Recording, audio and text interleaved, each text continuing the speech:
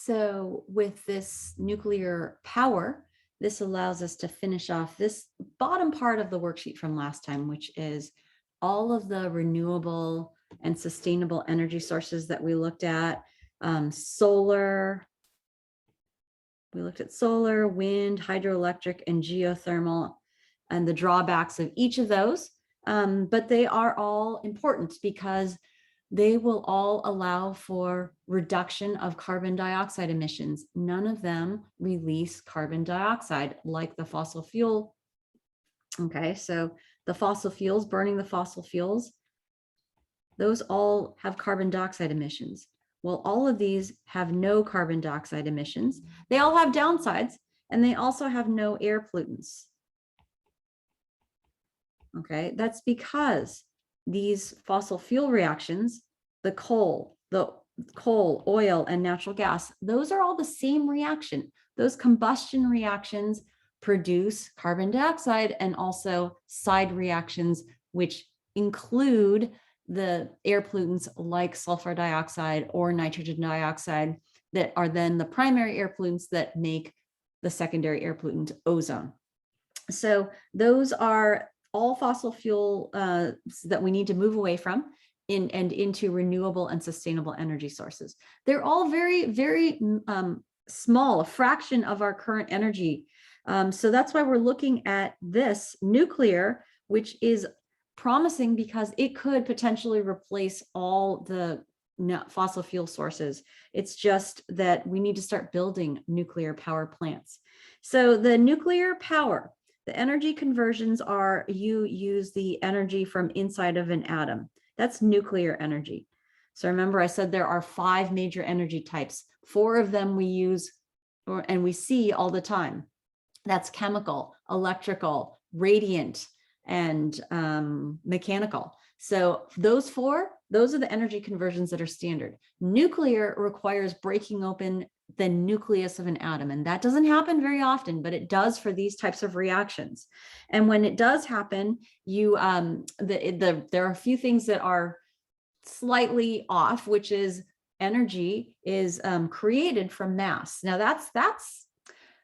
it's a very, very, very, very, very, very small amount of mass that is converted into energy, but it does that very, very, very, very, very small amount of mass creates a whole lot of energy. And so that's nuclear energy. When it is released over time in a controlled condition, then you're talking about nuclear reactor and producing power from nuclear energy. So what happens is under controlled conditions, you release small amounts of heat over time. And so that is a way to get radiant energy, heat. And that heat is used to boil water, just like the fossil fuel combustion reactions. This will boil water and turn liquid water into steam. And when that happens, you have steam, which is moving. So that's mechanical energy. Steam is the gas, the water vapor, the hot water vapor.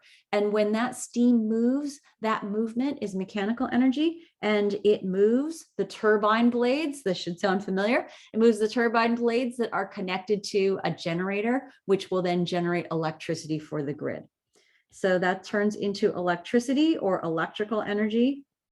And this is basically the whole back half of the combustion reactions that are the burning the fossil fuels, the coal, the oil, and the methane, the natural gas. Those are all just to get heat. Well, this is a different way to get the heat to boil the water. Okay, so what are some drawbacks? Well, there are issues. There are nuclear accidents. So I mentioned a couple of those, and we'll get more into nuclear accidents, a little bit of history with Chernobyl and more recently Fukushima. So those do happen. There's also nuclear waste. So what happens with the nuclear, the components from in a nuclear reactor, once they've already reacted, they are still actually very radioactive. And so we have radioactive waste that you cannot easily get rid of. So radioactive waste must be stored for millions of years. because it's still radioactive for millions of years. And basically, there's whole branches of research of how to deal with radioactive waste, not just how to store it, but also how to have symbols and warning signs for a million years from now, when there might be different languages or who knows what, but it is contingent on the people who created the waste to warn future living beings that this stuff is a contaminant. So nuclear accidents and nuclear waste are the major issues. And then you also have the NIMBY. People don't want to have a nuclear power plant in their backyard. Mostly, I think a lot of it is because it looks ominous. And I showed you the picture of it. You usually have this giant kind of containment dome. And then you usually also have a big smokestack that is billowy white steam coming out of it. Well, it's just water vapor. It is not air pollutant. It is not radioactive. It's really just water vapor. And standing right next to it is not going to do anything to you. And so that's why people though it's scary looking. Nuclear power plants are scary looking. And so people don't want them, and they don't want them in their neighborhoods. And that's not in my backyard. That's what NIMBY stands for. So we though need to understand that this is one of the very viable options. It's also going to be in discussion next week. It's one of the very viable options to replace all fossil fuels. Because which would you rather have? Climate change or the threats of nuclear accidents and dealing with nuclear radioactive waste? Because we got to pick here. And so these are ongoing discussions, and we really do have to educate ourselves to understand why nuclear power is so controversial. Okay. So here's today's lecture worksheets. This is 6.1 lecture worksheets. And you will need to use a periodic table and a calculator. So get that handy. You will also need the information on this page, and hopefully we also just went over that in the video. So this is writing balanced equations that are a little different from chemical equations. So chemical equations, you know how to balance by making the atoms equal on both sides. That's the same idea for nuclear equations, is that they obey the law of conservation of mass. Things have to be equal on both sides. But what you're making equal on both sides is from looking at the isotope notation. So this is isotope notation that indicates a mass number and an atomic number. So you use the periodic table for atomic numbers, and mass numbers are also given in the isotope notation. So you need to remember isotope notation. So that's isotope notation. That's when you have the isotope notation has the mass number. And remember, the mass number is Mn, and that is the protons plus the neutrons. Basically add them up, but you can always find the number of protons, and that's called the atomic number. The atomic number, the An, that's the number of protons. And you can get that from the periodic table. That's the whole number value on the periodic table. Okay, so a nuclear equation is balanced using the mass numbers and atomic numbers, and they have to be equal on both sides. Okay, and so these nuclear equations, the way they're different is they're different from chemical equations because you don't have the same atoms on both sides. You have atoms are changed from one side to the other. So that's one thing that's different. The other thing that's different is you have isotope notation. So you will see that in these examples, but isotope notation shows the mass number and atomic number. Okay, and then you also have radiation is emitted. So these are what are unstable atoms are called radioactive isotopes. They emit radiation, which are small particles or energy. And these are the types of radiation. Number two, we have, this is called an alpha particle. That's the alpha symbol. That is this first letter in the Greek alphabet, alpha. And this is the isotope notation for the alpha particle. The mass number is on top. and then the atomic number is below, and then you have the symbol X. So here the symbol is the element symbol He. And what the alpha particle is it is a helium atom that is only the nucleus. So that has the mass of 2, that has the mass of 2 plus 2, which is 4. The mass number is 4 because there are 2 protons and 2 neutrons. And then it has the bottom number is a 2. That's the atomic number for helium. When you look at your periodic table, you'll see helium is box number 2. Okay. Then you also have, so that can be emitted in a radioactive, or as radioactivity, it can be emitted as an alpha particle, is a small particle that is emitted as in a nuclear reaction. And you will see it in a nuclear equation. Now, these alpha particles are really, as far as being dangerous, these are the least dangerous type of radiation because they can't travel very far. Okay. The gamma rays I had mentioned are the most dangerous. So this gamma ray we had seen as part of ionizing radiation. It's at the upper limits of electromagnetic radiation spectrum.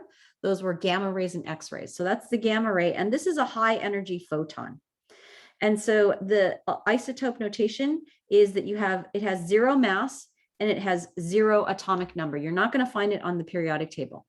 The symbol is that gamma Greek symbol. And this is the high energy photon. This, because it is small, doesn't weigh anything, it's invisible, it can travel pretty far. That's electromagnetic radiation that's dangerous.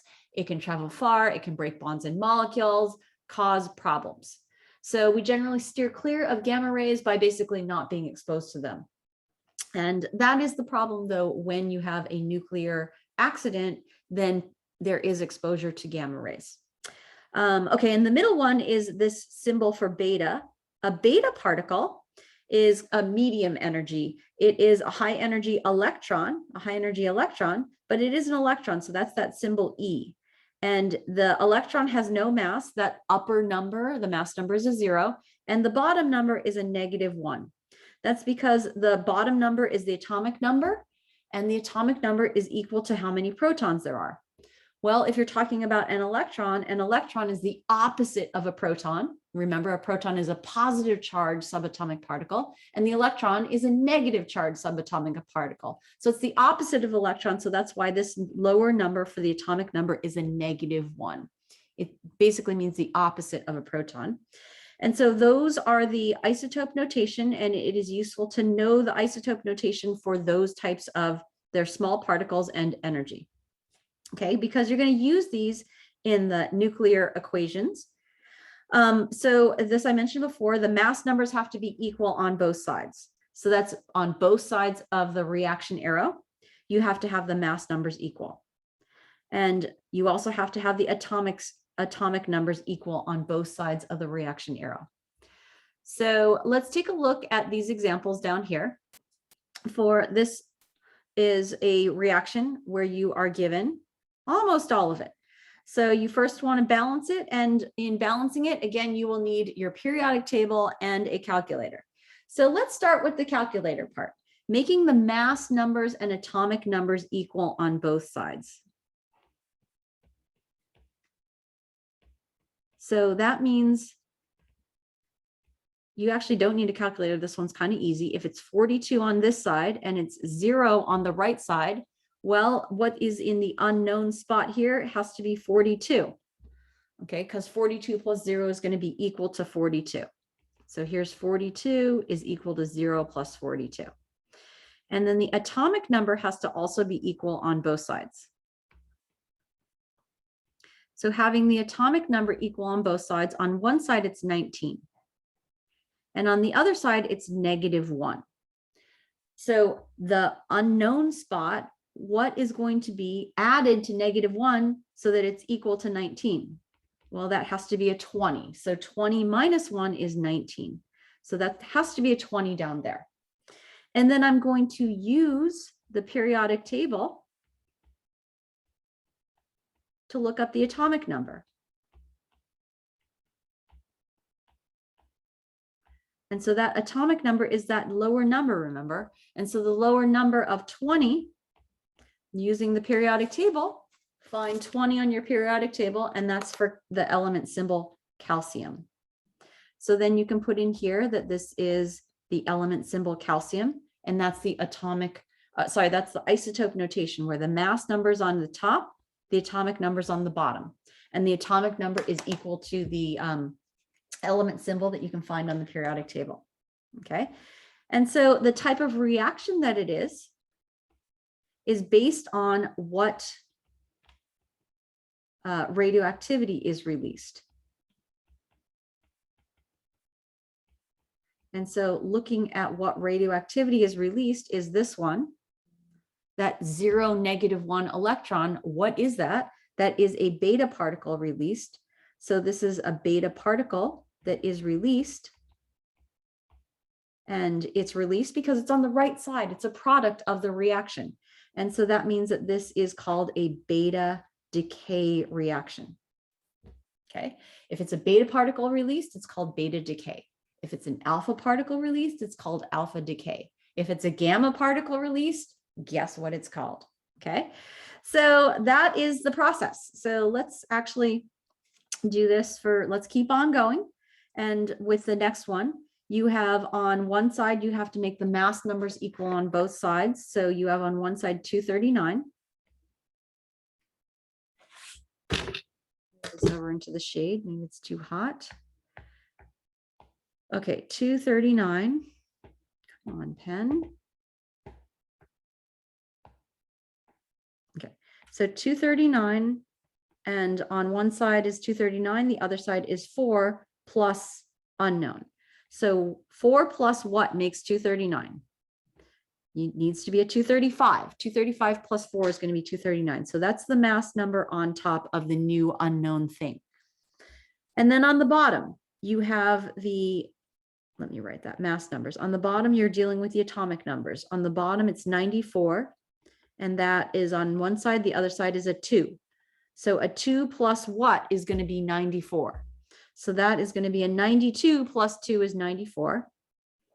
And then I'm going to use the periodic table to look up this atomic number of 92. So that's the atomic number of 92. It goes on the bottom here. And what is the atomic number 92? So this 92 is looking at here. I'm finding 92. Where is it? It is down here at the bottom, and that is uranium. Okay, so that's the bottom in those two bottom rows. So that means you want to put the element symbol uranium, that's a U, in there for the isotope notation. Okay, and then the type of reaction that it is going to be based on what type of radioactivity is released. So this is on the product side, this is the radioactive particle that's released. So that's an alpha particle that was released. And the alpha particle that was released means that this is an example of an alpha decay. Okay, so that's the second one. Let's go on to the third one. The third one, you have, let's first look at the mass numbers. So the mass numbers equal on both sides. You've got 235 on the left side, and then you have 231 on the right side. So 231 plus what is going to equal 235? It's got to be a 4. 231 plus 4 is equal to 235. So that's the top number. Then looking at the atomic numbers, the bottom numbers, it's 92 on the left side, and then on the right side, it's 90. So 90 plus what is equal to 92. So that's 90 plus 2. So it's a 2 is the bottom number. So then you take that bottom number, remember, is the atomic number. And that atomic number of 2, you want to look on your periodic table. So what has the atomic number of 2? Is helium. So that means helium is the element symbol that goes in here. Okay. And then that is to figure out the type of reaction. You have the products are this 23190 thorium or this 42 helium. So that's an alpha particle. An alpha particle on the product side means an alpha particle is released. So that's an example. This is a reaction that is called an alpha decay reaction. Okay. All right, let's take a look at the next one. So the next one is you've got the mass numbers are the top number values. It's 3 on one side and 0 on the other side. So 0 plus what's filling in this unknown has to be a 3 on the top. The atomic numbers are the bottom numbers. So this is a 2 on the left and then a 0 on the right. So it needs a 2 on the right. 0 plus 2 is 2. So that's a 2 of the bottom number. And then this bottom number is the atomic number of this unknown. So to find out what the symbol is, you look up 2, and again, it's still helium. And so that's going to be the element symbol helium that goes in here.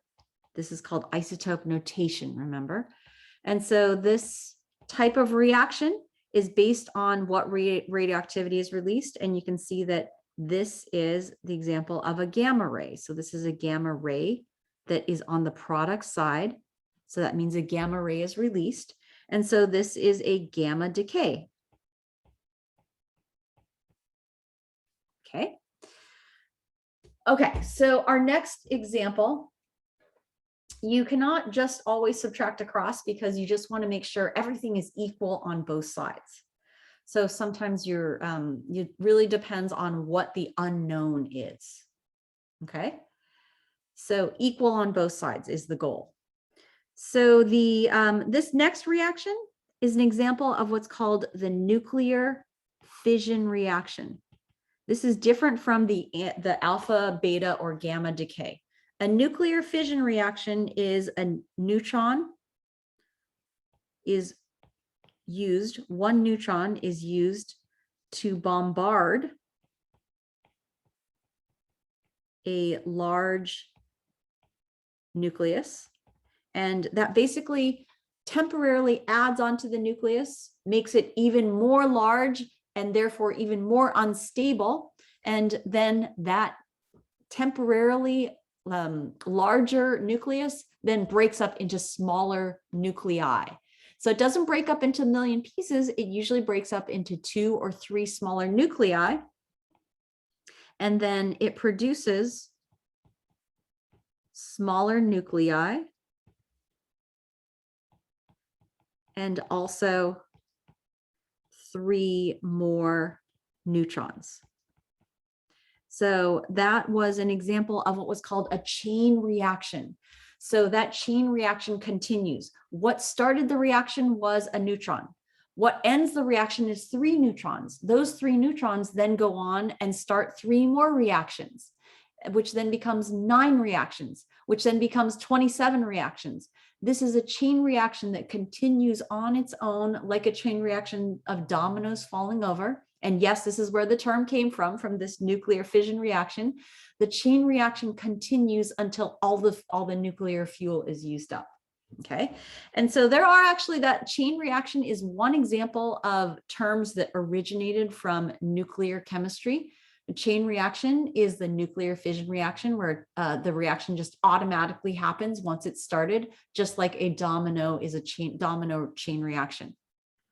You also have the idea of a critical mass, as I mentioned in the video. You have to have a certain amount of nuclear uranium fuel to start the reaction because it needs enough to continue the chain reaction. So you have a critical mass of nuclear or enriched uranium that's needed. And so that is also coming from the nuclear fission reaction. Okay, so here though, for this nuclear fission reaction, we want to do the same process where you make sure the mass numbers are equal on both sides. Now, this is why you can't just subtract across, because it depends on what the unknown is. And you do have some multiplication going on here. So you have something plus 1 on this side. The other side is where you have a lot more numbers. On the other side, on the top numbers, you have 141 plus 92 plus not just a 1, but 3 times 1. Okay, there's a 3 coefficient here. So notice that 3 coefficient there. There's 3 of those, which is a neutron. This is the 3 neutrons that are produced. Okay, so this is the 10N is the isotope notation for a neutron. Okay, so let me add this on my calculator. You have 141 plus 92 plus 3. 141 plus 92 plus 3. So that's 236 on one side. So you're going to need 235 plus 1 on the other side. So that means the top number is 235. On the bottom, those are the atomic numbers. So you have some unknown plus 0 on the left side. On the right side, you have 56 plus 36 plus still 3, but this is times 0. So you have something plus 0 on the other side. It's 56 plus 36, which is, I think, 92. So it's going to be 92 plus 0 on the left side. And so this is a 92 for the bottom number there. Okay. So this bottom number, remember, represents the atomic number.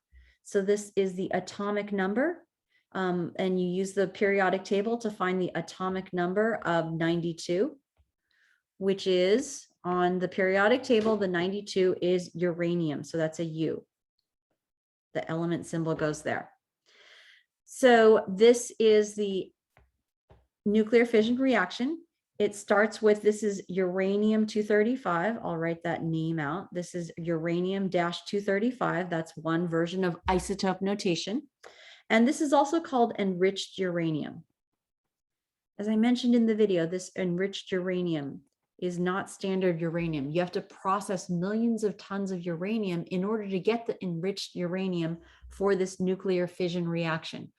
But if you have followed anything in the news for uranium used for bombs, this is the same enriched uranium that's used in nuclear reactors, the same enriched uranium used for a bomb. And so when tracing uranium, they're tracing processing to get enough enriched uranium for the critical mass needed for the chain reaction, okay? But this is also a neutron. And this is the original neutron is used to bombard a large nucleus, which is this enriched uranium. You usually need a lot of it though, the critical mass, and that will continue on in the chain reaction and produce, I want to add this, a lot of energy, a lot of radiant energy, which is the goal of the nuclear fission reaction. You get that radiant energy in controlled amounts, which is used to heat up water, boil water, to make steam so that you can turn the turbine to generate electricity for the grid. That's what the nuclear fission reaction does.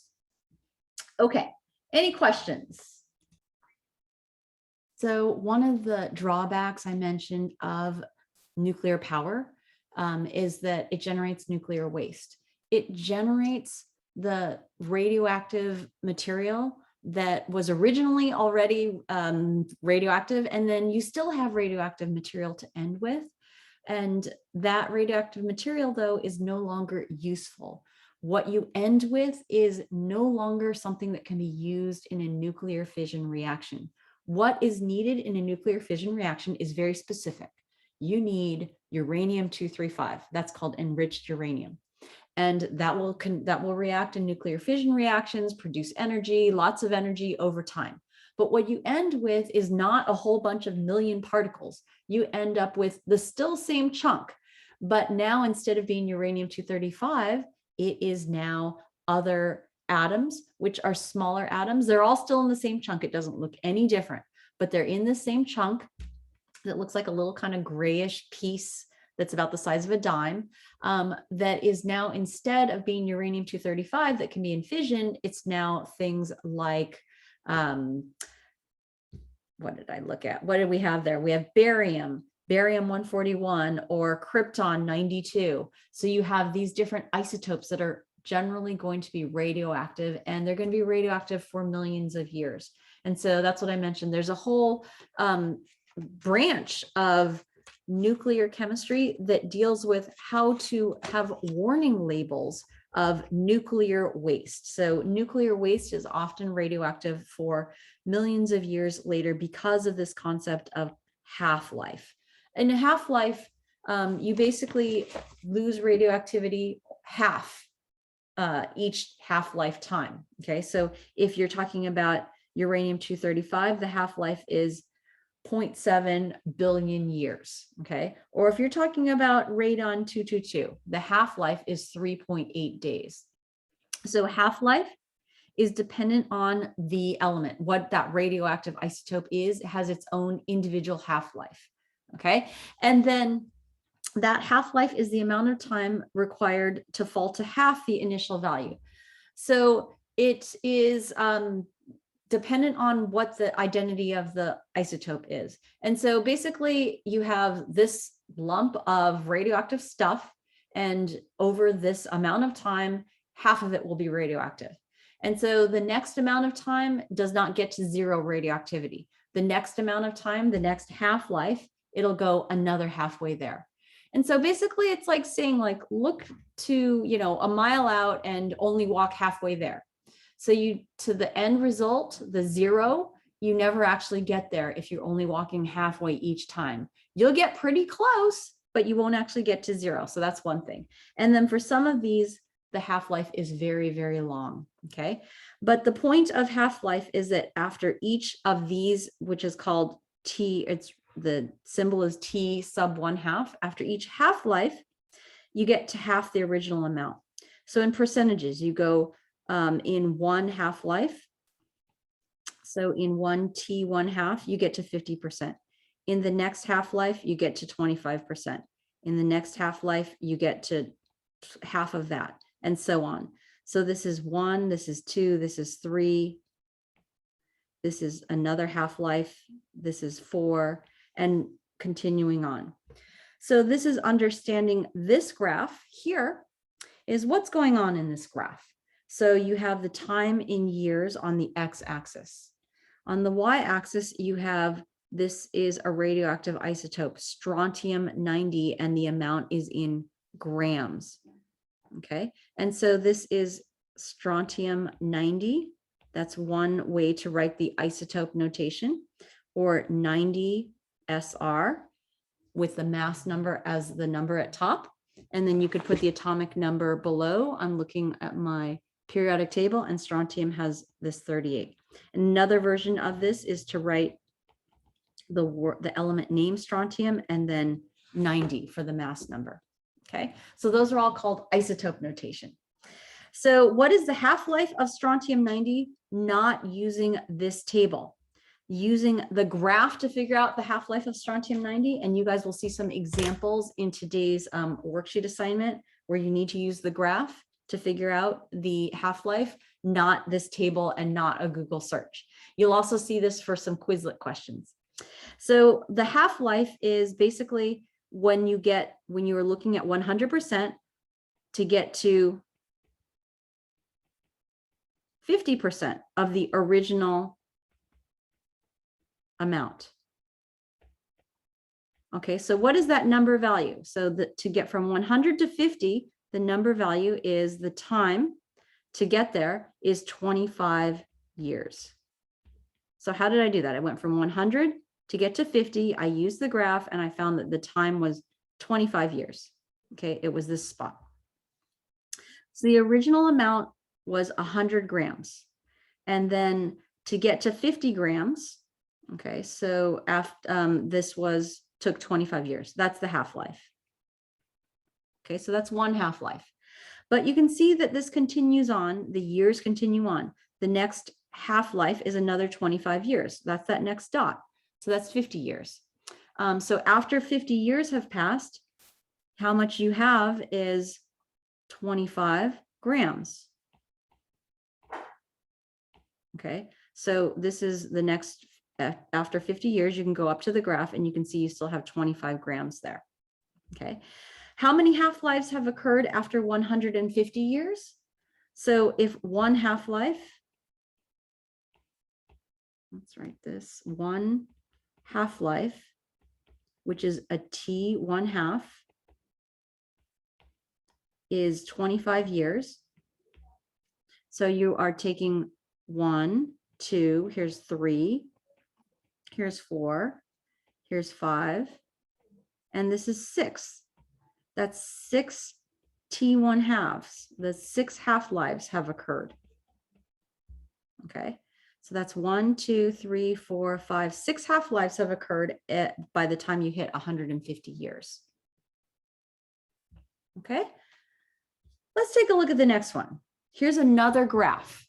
And so on this graph, you have the amount of time in years on the x-axis. On the y-axis, it's instead of a mass, you have a percent remaining.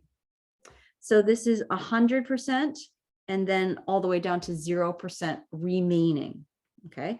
And so using this graph, what is the half-life of carbon-14? So again, don't use that table above. Don't use a Google search, use the graph. And so that means you need to determine the amount of time to go from 100% to 50%. So I have to use the y-axis, 100% down to 50%. Here's the 50. And then what is the time? So the time to get to 50%, I need to use this graph. I need to go drop this down from 50% to figure out the time here, which is somewhere between 5,000 and 10,000. So it's a little bit more than 5,000, but less than 10,000. So maybe about 6,000 years. Whoops, that's not where I want to put that answer. I want to put it up here, about 6,000 years. Okay, using the graph. And so you can confirm this up here. The half-life of carbon-14 is officially 5730 years. But if you had written 5,730 years, I would know that you did not use the graph, but that you had just loaded up. Skylar, you have a question. Yes. What does that word say under half-life? Time 100%. Oh, 100%. Okay, thank you. So the half-life is the time to go from 100%, that I had underlined half, to go from 100% to 50%. Okay, so I needed to use the y-axis in conjunction with the graph to figure out the time, which is on the x-axis. Okay, so next we've got what percent of carbon-14 remains after 2 half-lives have passed. So after 2 half-lives, we need to go look at 2 half-lives, which is about, so 2 of the half-lives, 2 T1 halves is going to be about 12,000 years. So this time I'm going to use the graph. I'll use a different color to look at about 12,000 years, which is about here on the graph, 12,000. And then I'm going to go up to here and figure out what percent is remaining. Over here is the percent remaining, which is about 20%. Okay. What percent of the carbon-14 has decayed after those 2 half-lives? Well, the percent that decayed is about the 80%. Okay. And so you could use the graph. The other official is after 2 half-lives. The first half-life is 50%, and after 2 half-lives, it's 25%. And then that means it's 75% decayed if 25% remains. And the point is, the main idea here of half-lives is you will not actually ever get to 0, okay? No, you will get close to 0, but you will never actually get to 0%, because each time you walk halfway there, or each time half of it decays, and it takes longer and longer. It takes a full half-life or a full 6,000 years to get halfway there. And so you always only get halfway there with the idea of half-lives. Okay. Any questions?